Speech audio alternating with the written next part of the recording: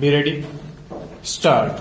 On August 26, the husband filed a petition against the wife under Section 13 seeking relief for dissolution of marriage by divorce on the footing of decree for judicial separation dated July 9 obtained by the wife against the husband stove.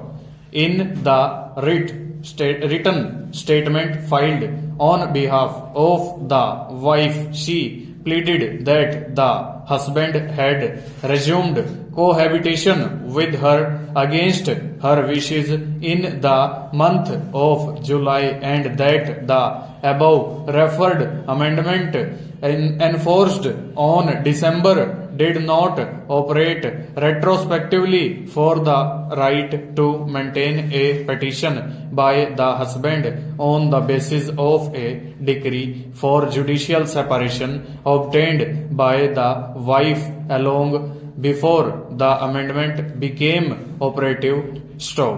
She also pleased that the husband was stopped by his acts and conduct from filing petition under Section 13 stanza.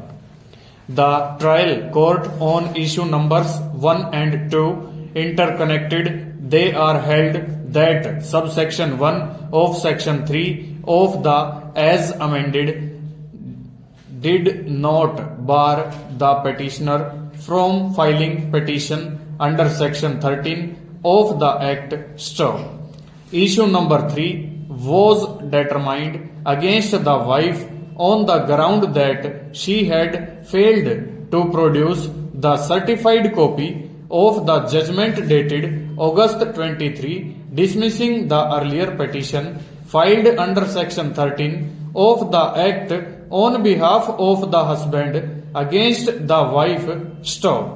On issue number 4, the court came to the conclusion and by virtue of the provision of the Act, the wrongful act of husband of desertion of the wife which led to the wife to the passing of separation on a petition filed by the wife against the husband disentitled the husband to claim the relief for dissolution of marriage by divorce. The finding given by the trial court on issue number 5 to the effect that the evidence led in the case did not establish resumption of cohabitation by the husband with the wife. Under issue number 4, the court took the view that the husband was entitled to filed petition under Section 13 of the Act after amendment to the form subsection 1 of the Act came into force and that petition having filed on August 26 could not be held to be belated. All the issued except issue number 4 were determined by the trial court in favor of the husband. It is only decision on issue number 4 which has been given in the favor of the wife and against the husband.